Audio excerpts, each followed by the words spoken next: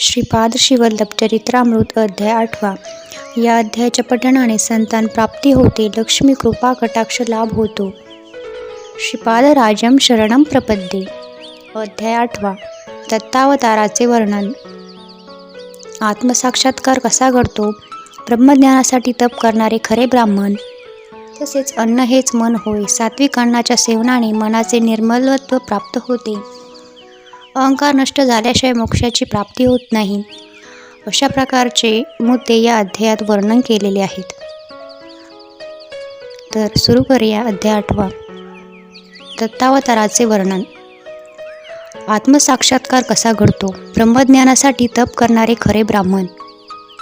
दुसरे दिवशी तिरुमलदास आपले नित्य निमित्तिक अनुष्ठान झाल्यावर म्हणाले, अरे शंकर भट्टा, आत्मसाक्षात्कार जेव्हा होतो त्यावेळी 16 कला आपापल्या भूतामध्ये लय पावतात. त्या देवता मूलभूत शक्ती असलेल्या चैतन्यात लीन होतात. आत्मज्ञान, कर्म इत्यादी ब्रह्मस्वरूपात लय पावत असतात. अशा ब्रह्मज्ञानासाठी जो परिश्रम करत असतो तो खऱ्या अर्थाने ब्राह्मण होय. प्राण, विश्वास, आकाश, वायू, अग्नी, जल, भूमी, इंद्रिये, मन, अन्न, बल, विचार, मंत्र, कर्म, लोकांतील विविध नावे, त्यांना 15 कला असे म्हणतात. श्रीपाद प्रभू 16 कलांनी परिपूर्ण असे ब्रह्मावतार आहेत. अन्न हेच मन होय. विद्यात्याने प्रथम प्राणांची सृष्टी केली. प्राण म्हणजे संपूर्ण विश्वात विद्यमान असलेली प्राणशक्ती होय. त्या प्राणशक्तीस सूक्ष्मात्मा, हिरण्यगर्भ या नावाने सुद्धा संबोधले जातात. प्राणमय कोशामध्ये स्थित जीवधातू शक्तीला शक्ती शरीर असे म्हणतात. प्राणमय चैतन्यास संतुलितरित्या प्रवाहित केल्यास मनुष्याच्या भौतिक दुःखांचे निवारण होते. मनुष्याचा स्थूल देह रोगी होण्यापूर्वी प्राणमय शरीर रोगग्रस्त होतो. सृष्टीच्या प्रारंभाचा निश्चय झाल्यावर पंचमहाभूतांचा आविर्भाव झाला. या पंचमहाभूतांचे आकलन करण्यासाठी पंचेंद्रियांची रचना झाली. यांचे संधान करून व्यवस्थित काम करण्यासाठी पंचेंद्रियांची योजना झाली.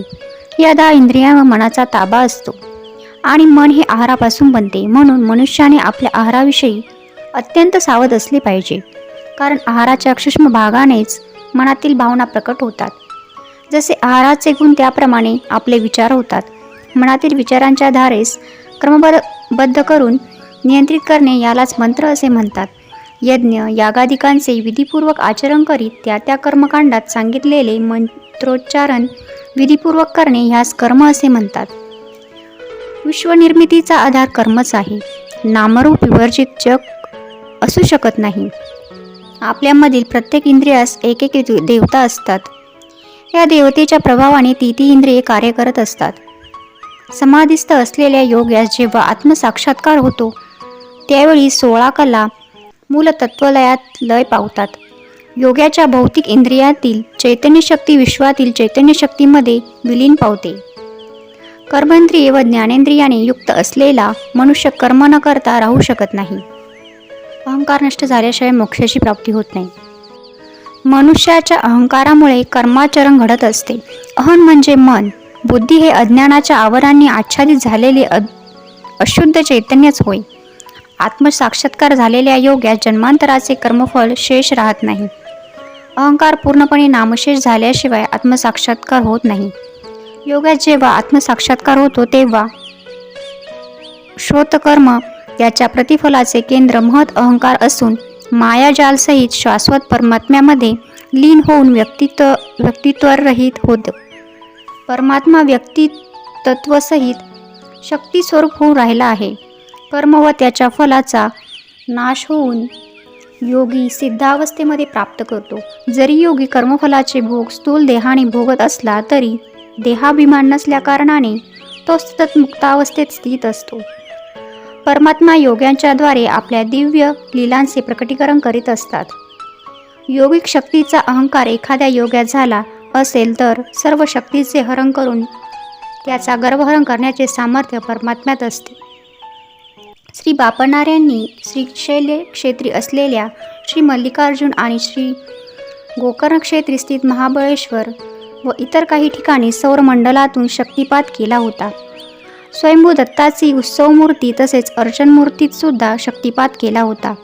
अग्निसंबंधी असलेल्या या शक्तीस शांतिविधान करावे लागते. तसे न केल्यास अर्चकासह अर्चना कराविणारे सुद्धा अर्चनामूर्तीसह प्रखर तेजाने शिक्षेचे पात्र होऊन त्यांना अनिष्टफल प्राप्त होते. स्वयंभू दत्ता मूर्तीमध्ये झालेल्या शक्तिपाताचे रहस्य केवळ अंतर्ज्ञानी असलेले योगीच जाणू शकतात.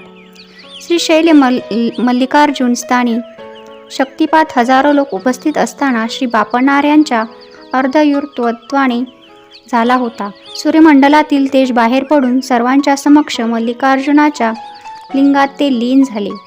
श्रीपाद श्रीवल्लभ यांचा अवतार हा शक्तिपात ही दोन अत्यंत गोपनीय अशी दैवी रहस्य आहेत. ती केवळ महायोग्यांना सांगण्यासारखी व त्यांनीच जाणण्यायोग्य आहेत. श्रीशैल्यात झालेल्या शक्तिपाताचे शांतिविधान करण्यात आले. यात हजारोंच्या संख्येने अन्नदान झाले. त्या योगाने जठराग्नी शांत झाला. उग्रत्वाची शक्ती शिथिल होऊन शांतितत्वाला लीन झाल्यामुळे सर्व कार्य शांत व शुभप्रद झाले. पिठापूर येथे स्वयंभू मूर्तीवर झालेल्या शक्तिपातास प्रत्यक्ष साक्ष व दाखला नसल्याकारणाने तेथे शांतिविधान किंवा अन्नदान झाले नाही. श्री बापणाऱ्यांनी अन्नदान करण्यास सुचवले असता पिठापुरातील ब्राह्मण पंडितांनी तर्कवितर्क करून श्री बापणाऱ्यांची सूचना फेटाळून लावली. श्रीपाद षोडश कला परिपूर्ण. काळ आपल्या गतीने चालला होता. श्रीपादांचे वय आता 2 वर्षाचे झाले. या 2 वर्षाच्या कालावधीत श्रीपादांनी आपला षोडश कलांनी परिपूर्ण असल्याचे अनेक बाललीलांद्वारे दाखवून या युगातील महाअवतार असल्याचे निदर्शनास आणले होते. वयाच्या 16व्या वर्षी श्रीपाद प्रभूंनी पिठापूर सोडले. त्यानंतर ते 14 वर्षपर्यंत कुरवपूर व आणखी काही क्षेत्रात राहिले. परंतु त्यांची शरीरयष्टी 16 वर्षाच्या किशोराप्रमाणेच होती. श्री दत्तात्रेयांचे षोडश अवतार. 16 या संख्येस एक वैशिष्ट्य आहे. श्री दत्तात्रेयांनी पूर्वयुगात 16 अवतार धारण केले होते.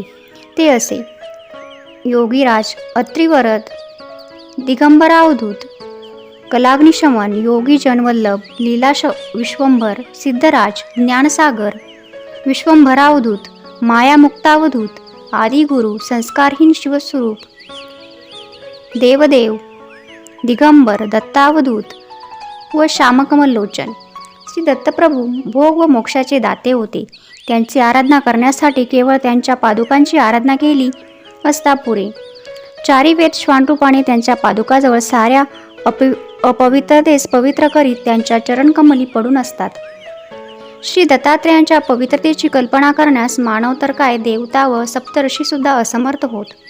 युगांतरी जेव्हा वामनावतार झाला तेव्हा त्याचे समकालीन असलेले श्री वामनदेव महर्षीचा सुद्धा जन्म झाला. त्यांच्या जन्मसमयी मातेच्या गर्भातून केवळ शिर बाहेर आले व चारी दिशांचे अवलोकन करून पुन्हा गर्भात निघून गेले. तेव्हा देवता व ऋषीगणांनी प्रार्थना केल्यावर श्री वामदेवांनी पुन्हा जन्म घेतला. ते जन्मतः शुद्ध ब्रह्मज्ञानी होते. त्याचप्रमाणे श्रीपादांच्या जन्मसमयी सुद्धा घडले. ते केवळ ज्योतिस्वरूप होते. याप्रमाणे 2 वेळा जन्म घेतल्याने ते आजन्म द्विज होते. ते संपूर्ण अखंड अनंत अद्वैत सच्चिदानंद घन असल्याकारणाने या अवतारात त्यांना गुरु अशी व्यक्ती नव्हती. वास्तव्यात ते त्रिमूर्तीचे संयुक्त रूप नसून त्रिमूर्तीच्या अतीत असलेले एक विशिष्ट तत्व होते. म्हणून त्या त्रिमूर्तीस अतीत असलेले येऊन पुन्हा गर्भस्थ झाले असता महायोगी सिद्धपुरुष व देवतांच्या प्रार्थनेस प्रसन्न होऊन पुन्हा जन्मल्यामुळे ते आजन्म ब्रह्मज्ञान संपन्न होते. चित्रा नक्षत्राच्या अधिपती अंगारक मंगळ आहे. तो पापग्रह स्थानी असता सकल जीव राशीस अमंगलप्रद करतो. सकल अमंगळाचे अहरण करून शुभमंगल तत्व प्रदान करण्यासाठी प्रभूंनी चित्रा नक्षत्रामध्ये जन्म घेतला. चित्रा नक्षत्र असताना श्रीपाद प्रभूंचे पूजन केल्यास विशेष फलप्रद ठरते. श्रीपाद प्रभू साक्षात धर्मशास्त्रे आहेत. ते हरिहरात्मज श्री अय्यप्पा स्वामी असल्याचे सुचविण्यासाठी त्यांनी तूळ राशीमध्ये जन्म घेतला. ते जाणत नाहीत असे धर्मशास्त्रच नाही. धर्मसंकटात सापडलेल्या मनुष्याने त्याची प्रार्थना केल्यास त्यास धर्म पथप्रदर्शनाचा लाभ होतो. सूर्य हा ग्रहांचा अधिपती आहे. सिंह लग्नामध्ये जन्म घेतल्यामुळे ते सकल विश्वाचे नाथ व दरबार भरण्यासाठी जन्म घेतलेले जणू काही चक्रवर्तीच आहेत असे सूचित होते. श्री दत्तप्रभूंपासून त्रिमूर्ती व त्रिमूर्तीपासून 3 कोटी देव व त्यांच्यापासून 33 कोटी देवता उत्पन्न झाल्या. म्हणून केवळ श्री दत्त नामस्मरणाने सकल देवता स्मरण केल्याचे फल प्राप्त होते. श्री दत्तप्रभूंच्या ब्रह्ममुखास ऋषीपूजन करावे, विष्णुमुखास श्री सत्यनारायण व्रत व विष्णू सहस्रनामाने पूजन करावे. त्यांच्या रुद्रमुखास रुद्राभिषेकाने अभिसंचित करावे. श्री दत्तप्रभूंच्या ब्रह्ममुखाच्या जिभेवर सरस्वतीचा निवास आहे.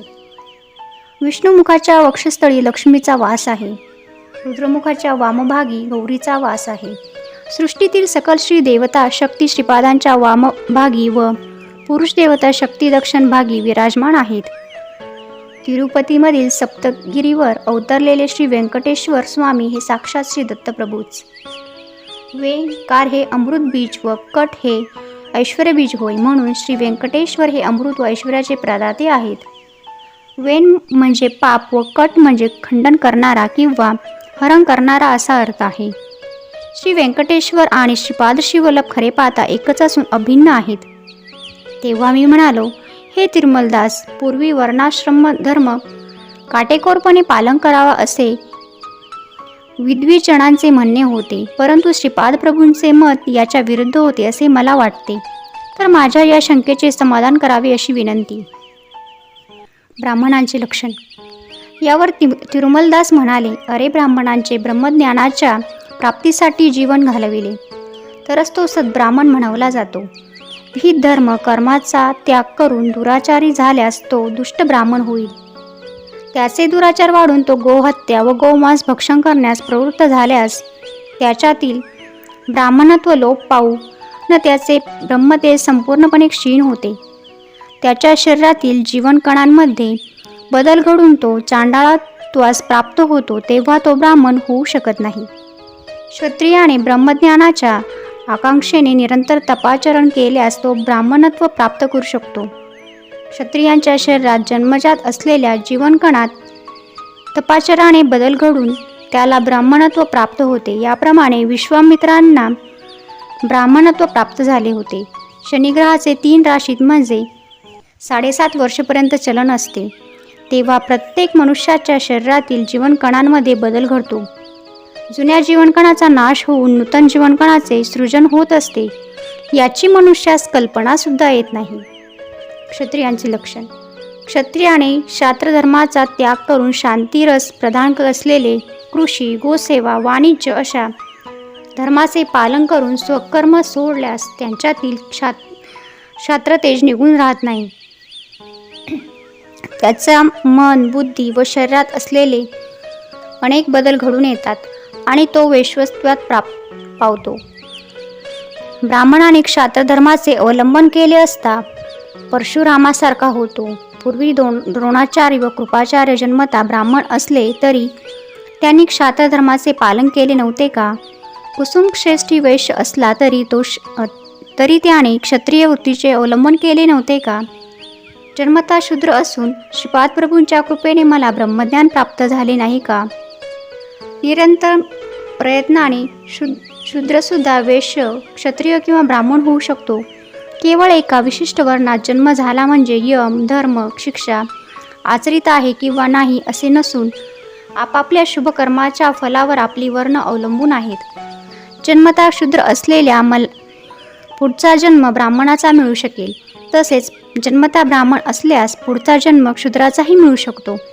सामाजिक कारणासाठी वर्णव्यवस्था करण्यात आली. परमात्म्याचे मुख ब्राह्मणत्व बाहू क्षत्रियत्व, उरू वैश्वत्व व पाद क्षुद्रत्वाने सूचक आहेत असा श्रीपादांनी एक पर्याय सांगितला. तू माझ्या अतिथ्याचा स्वीकार केल्यास माझ्या घरचे भोजन हे ब्राह्मणाच्या घरचेच भोजन होय. कर्मरहस्य. निरंतर श्रीपादांचे नामस्मरण व ध्यान केल्याने येथील परिसरातील वातावरण शुभप्रद आणि पवित्र अशा स्पंदनाने भरले आहे. जन्मता नरसावधानी ब्राह्मण असले तरी त्यांच्या घरात भौतिक, मानसिक व आध्यात्मिक स्पंदने विषपूरित असल्याकारणाने तेथील वायुमंडल कलुषित झाले होते. या कारणाने श्रीपाद प्रभूंनी त्यांच्या आतिथ्याचा स्वीकार केला नाही. यातील हे रहस्य आहे बरं का. जीव परिणामक्रमाने किंवा परिणामक्रमाने कर्मसूत्राच्या अनुसार जन्म घेण्यास वर्ण आवश्यक आहे नाही का. यासाठी वर्णाश्रमाची योजना झाली. जॉन हा जर्मनी देशाचा रहिवासी असून सुद्धा त्याला ब्रह्मज्ञानाची अत्यंत जिज्ञासा लागली होती. परिणामक्रमाचा शेवटच्या अवस्थेत त्याला कुरोपुरी श्रीपाद प्रभूंचे दर्शन झाले व अमोघ अशा अनुग्रहाची प्राप्ती झाली. नरसावधानी पिटिकापुरामध्ये असून सुद्धा श्रीपाद श्री दत्तात्रेयाचे अवतार आहेत हे जाणण्यास त्यांना कित्येक वर्ष लागली. हे जाणल्यानंतर सुद्धा साधनाक्रमाशिवाय श्री दत्तांच्या अनुग्रहास प्राप्त होणे अशक्य होय. यावर मी म्हणालो, स्वामी आपले म्हणणे असे आहे की प्रत्येक जीवकणांमध्ये बदल घडत असतो, तर प्रत्येक जातीस एक आत्मा आहे काय.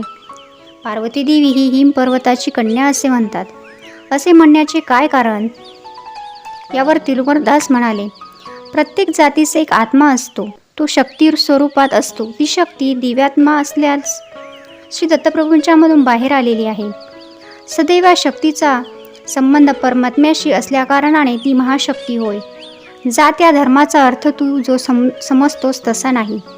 जिवंत व्यक्तीमध्ये असे जसे चैतन्यवंत असे जीवकण असतात असा आहे. त्याचप्रमाणे सामूहिक व्यक्तित्वामध्ये असलेल्या प्रत्येक व्यक्तीचे शक्ती सामर्थ्य गुणगण अंतलीन होऊन असतात.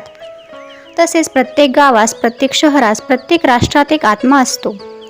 आपण राहतो त्या भूमीसुद्धा आत्मा आहे. भूमीची जी अधिष्ठान देवता तीस आपण भूमाता असे म्हणतो. तिच्यातील आत्म्याचे परमात्म्याचे अंश असल्याकारणाने ती मानसिक संबंध असलेली महाशक्ती आहे. तसेच हिमपर्वताच्या ठायी अधिष्ठित असलेल्या देवता शक्तीस हिमवंत असे संबोधित करतात.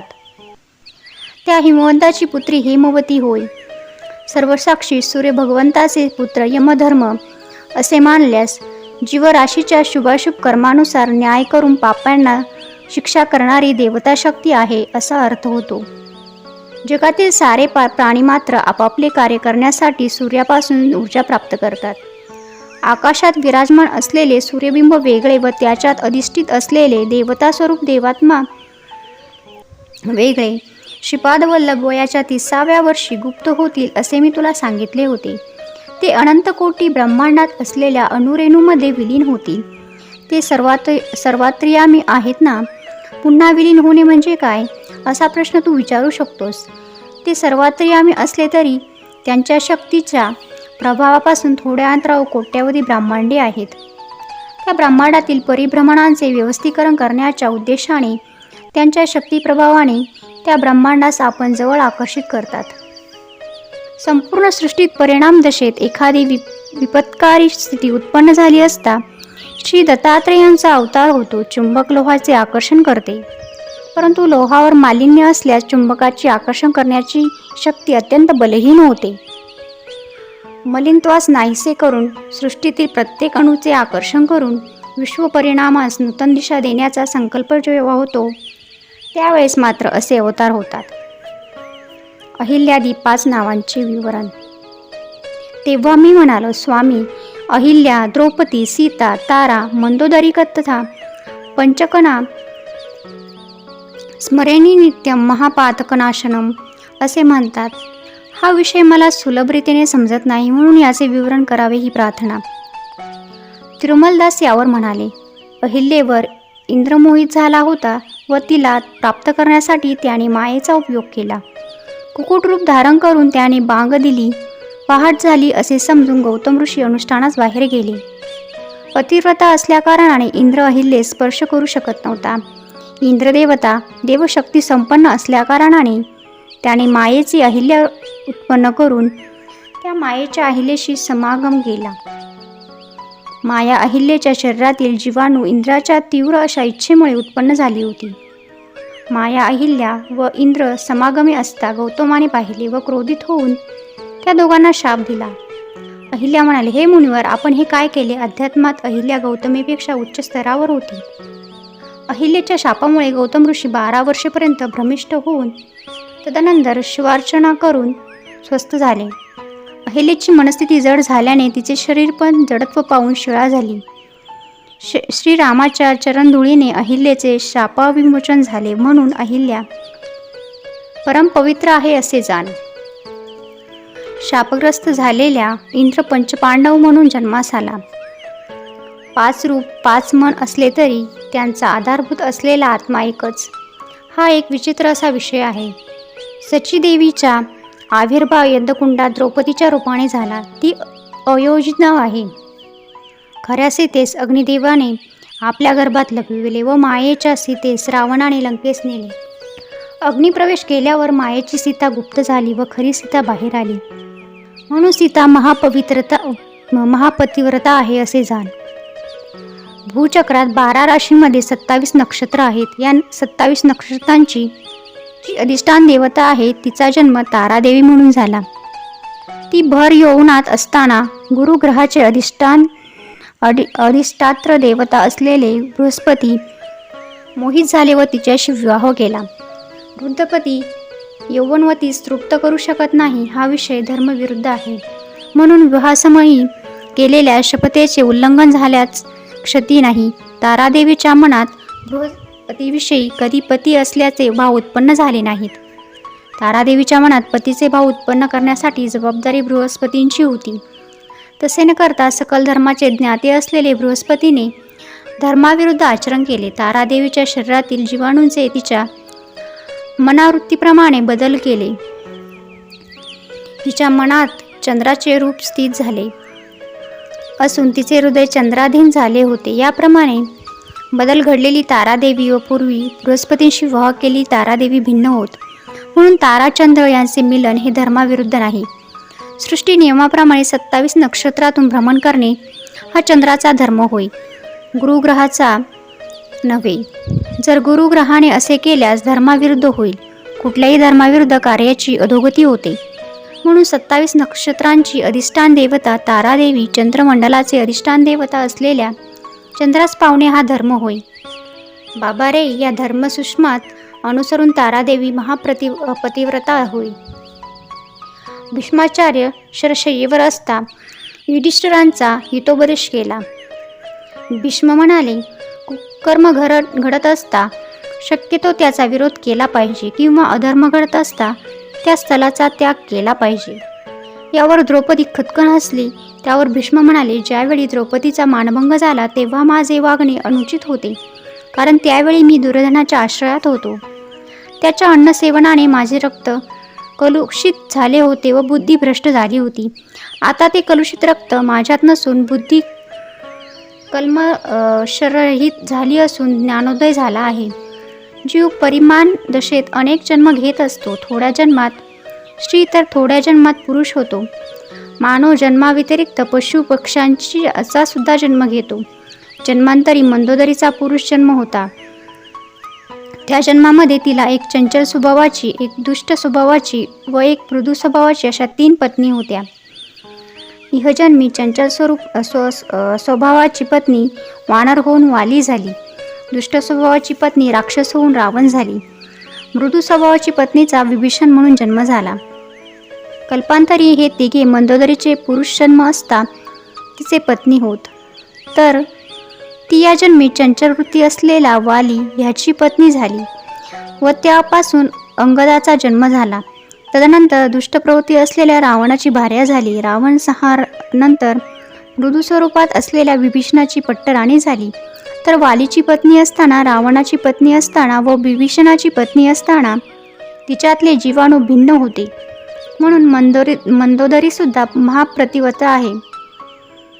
तेव्हा मी म्हणालो, स्वामी, स्त्रीस एकच पती किंवा पुरुष एक पत्नीव्रत असला पाहिजे असे म्हणतात, तर बहुभार्या किंवा बहुभर्तृत्व निंदनीय आहे का? कर्मचक्राचा परिणाम. तिरुमलदास म्हणाले, तुझे म्हणणे खरे आहे. एखाद्या पुरुषाने विनाकारण पत्नीस त्रास दिला तर सप्तजन्मपर्यंत बालविदूर होतो असे सांगितले आहे. एकदा पुरुष 4-5 स्त्रियांशी विवाह केल्याने पुढील जन्मी हा पुरुष स्त्रीजन्म घेतो व त्या 4-5 स्त्रिया त्याची कामवासना व संस्कार क्षीण झाल्याने पुरुष जन्म घेऊन त्या स्त्रीचा उपभोग घेतात. एका जन्मी असे झाल्यास व्यभिचार दोष घडतो. जर विविध जन्म घेऊन प्रत्येक जन्मी एकाशी विवाह केल्याने दोष नाही. हा कालचक्राचा प्रभाव आहे. असल्या कित्येक आश्चर्यकारक घटना या महाचक्रात घडत असतात. जन्म घेतल्यास त्या जन्मासंबंधी धर्माचे आचरण केले पाहिजे. पुरुष जन्म घेतल्यास त्या जन्मासंबंधी धर्माचे आचरण केले पाहिजे. पती पत्नीमध्ये कलह उत्पन्न करणाऱ्या व्यक्तीचा पुढचा जन्म स्त्री अथवा पुरुष न होता नपुसक होतो व संसार सुखास वंचित होऊन दुःखी होतो. मांसाहार निषिद्ध आहे. समजा एखादी व्यक्ती एका शेळीचा वध करून 4 चौघाबरोबर मांसाहार करते तर शेळीस प्राणोत्क्रमण समयी अत्यंत पीडा होते. तिचे पीडित स्पंदन वायुमंडलात वावरत असतात. बाबा रे, वायुमंडलात पीडामय व आनंदमय स्पंदने असतात. सत्कर्मामुळे आनंदमय स्पंदने व दुष्कर्मामुळे पीडामय स्पंदने उत्पन्न होतात. मृत शेळीने मारून खाल्लेल्या 4 चौघा मानवांचा सूड घ्यावा अशा इच्छेने प्राणत्याग झाल्या कारणाने मानव जन्म घेते व मांसभक्षण केलेल्या मानवांचा शेळीचा जन्म होतो. म्हणून मानवाने क्षमागुणाने अवलंबन केले पाहिजे. सात्विक व्यक्ती शेळीस पाहिल्यावरही तिचे मांस भक्षण करू इच्छित नाही. जरी ती शेळी पूर्वजन्मी मारलेल्या मनुष्यास क्षमा करील तर त्या शेळीस प्राणदान केल्याचे पुण्य लावून तिचे कर्मचक्र थांबते. पिटिकापुरीच्या रहिवाशांचे सामूहिक पुण्य व सामूहिक पाप एकच वेळेस फलित झाल्याने श्रीपाद श्रीवल्लभांचा जन्मास कारणीभूत झाले. पुण्यवान लोकांनी श्रीपादांस श्री दत्तप्रभू असल्याचे जाणले व अधिक पुण्यवान प्राप्तकर्ते झाले, तर पापीजन श्रीपाद श्रीदत्त असल्याचे नाकारून अधिक पापाचे भागीदार होते. श्री दत्ताची आराधना करीत असून श्रीपादांची निंदा करणाऱ्यास रौरववादी नरकाची प्राप्ती होते. विषय न समजल्यास मौन धारण करणे उचित होय, पण त्या दिव्य भव्य अशा मंगल स्वरूपावर निंदापवाद लादणे योग्य नव्हे. त्यांच्या मुखास मंगलारती करीत पायांवर खिळे ठोकणारे असे लोक सुखव्याधींना ग्रस्त होतील. एवढेच नव्हे, श्री दत्तात्रेयांनी आपल्या अनुग्रहाने एका विचित्र अशा योगशक्तीचा समावेश केला. पुण्यवान जनांचे केवळ नामस्मरणाने विनासायास सर्व मनोरथ पूर्ण होत, तर पापीजन श्रीपादांची निंदा केल्याने त्यांच्यावर नाना प्रकारची विघ्ने व अरिष्टे कोसळत. श्रीपादांचे अग्निस्वरूप आहे. त्यांनी धारण केलेले अग्निवस्त्र होय, ते पवित्र योगाग्नी स्वरूप असून त्यांच्या पादुकांचा महिमा वर्णन करण्यास युगेही कमी पडतील. वेद उपनिषद सुद्धा त्यांच्या पादुकांचे वर्णन करण्यास असमर्थ आहेत. किती युग झाले, किती कल्प लोटले, किती वेळा सृष्टी स्थिती लय क्रम पूर्ण झाले, पण श्रीदत्त ते श्रीदत्तच. ते अद्वितीय असून साक्षात श्रीपाद श्रीवल्लभ आहेत. सृष्टीतील प्रत्येक अणू या परम सत्याचा साक्षीदार आहे. स्वयंभू दत्ताची पुनःप्रतिष्ठा. श्री पीठिकापुरास एका अवधूताचे आगमन झाले. ते उन्मत्त अवस्थेत असलेले सिद्धपुरुष होते. त्यांचे वागणे अतिविचित्र होते. कोणास आशीर्वाद द्यायचे असेल तर शिवीगाळी करीत असा त्यांचा विचित्र स्वभाव होता. कोणाची स्तुती केली तर त्या व्यक्तीचे पुण्य क्षीण होत असे. पीठिकापूरवासियांनी या सिद्धास स्वयंभू दत्त कोठे आहे असे विचारले. तेव्हा ते सिद्धपुरुष म्हणाले की श्री दत्त सकळ पुण्यक्षेत्रात स्नान करून सध्या एका नदीत आहेत. भक्तांनी खूप शोधायचा प्रयत्न केल्यावर एका नदीत स्वयंभू श्री दत्ताची मूर्ती सापडली. एका शुभ मुहूर्तावर त्या मूर्तीची पुनःप्रतिष्ठा सर्व मंगलप्रद अशी सुमती महाराणी व ब्रह्मतेज असलेले श्री अप्पलराज शर्मा यांनी केली. त्या महोत्सवाचे अर्धूर्य श्री बापणारे होते. विद्याचरणाचे प्राकट्य. मंदिरात मूर्तीची पुनःप्रतिष्ठा झालेल्या दिवशी श्री बापणाऱ्यांनी त्या सिद्धपुरुषास आपल्या घरी भिक्षेस येण्यास विनंती केली. आजोबांच्या घरी त्या सिद्धास श्रीपादांचे दर्शन झाले. तेव्हा 2 वर्षाच्या त्या बालकास पाहिल्यावर त्या सिद्धाच्या मनात पुत्रवात्सल्य उत्पन्न झाले. श्रीपाद मातुल श्री व्यंकटप्पा यांच्या खांद्यावर बसून त्यांच्या शिकेची चेष्टा करीत सिद्धाकडे दृष्टी करून हसले. ते हास्य पाहून सिद्धास समाधी लागली. समाधीतून हृदयात्न झाल्यावर श्रीपाद म्हणाले, माधवा, तुझ्या इच्छेप्रमाणे हिंदू समाजाची स्थापना माझे वय 16 वर्षाचे झाले असता बुक्कराय करील. तू हरिहर बुक्कराय यांच्या पाठीशी सदैव असले पाहिजे. विद्यारण्य महर्षी या नावाने तुझी ख्याती होईल. तुझ्या सहोदर सायच्या चारणाऱ्यांच्या वंशात येणाऱ्या शताब्दीस गोविंद दीक्षिताचा जन्म होणार आहे. तो गोविंद दीक्षित कोणी नसून तूच असशील. राजश्री होऊन तंजावूर संस्थानात महामंत्राचा पदभार सांभाळून कृतकृत्य होशील. असे ऐकल्यावर आनंदाने सिद्धाच्या डोळ्यातून अश्रुधारा वाहू लागल्या. त्याने श्रीपादांना आपल्याजवळ घेतले. इतक्यात श्रीपादांनी त्या सिद्धाच्या चरणावर वंदन केले. सिद्धाने आश्चर्य व्यक्त करताच श्रीपाद म्हणाले, तू विद्यारण्य या नावाने शृंगेरी पीठाधिपती होशील. तुझ्या शिष्य परंपरेत तिसरा शिष्य कृष्ण सरस्वती म्हणून तूच असशील. तुझ्या मनात माझ्याविषयी पुत्रभाव उत्पन्न झाल्या कारणाने माझ्या पुढील नृसिंह सरस्वती या नावाने होणाऱ्या अवतारास काशी क्षेत्री कृष्ण सरस्वती होऊन तू मला संन्यास दीक्षा देशील. तू संन्यास धर्माचा उद्धार करशील. यास काशी विश्वेश्वर व माता अन्नपूर्णा यांची साक्ष असेल. वशिष्ठ, शक्ती, पराशर, प्रवरानित्य, पराशर गोत्रोद्भव, ऋग्वेदार नरगत, वाजपेजयाजी, माधवाचार्य हे विद्यारण्य महर्षी नावाने ख्यात होतील.